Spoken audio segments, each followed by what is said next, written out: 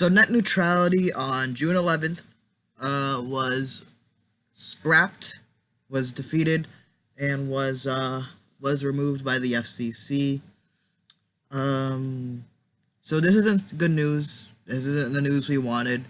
We got a sudden burst of hope when the Senate passed legislation to try to protect net neutrality. It had all the Democrats supporting it and it had some Republicans. It was enough to pass it. I said in the video, though, it probably wouldn't pass the House, and it definitely wouldn't get past Donald Trump. Well, it didn't.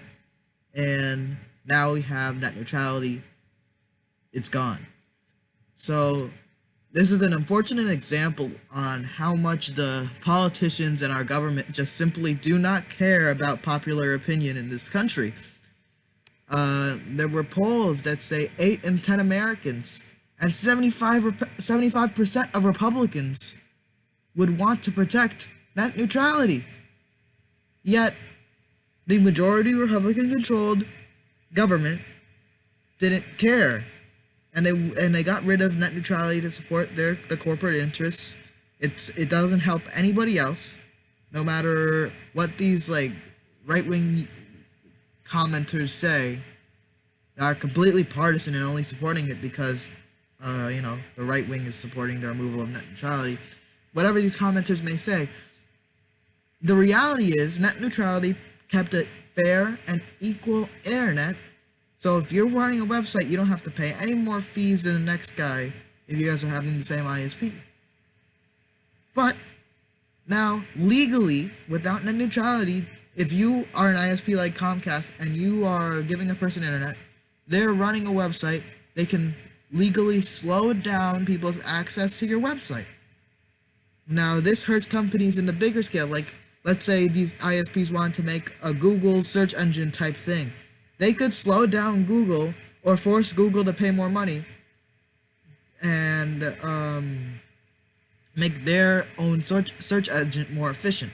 But a better example is, let's say there's Netflix. I think Comcast owns Hulu.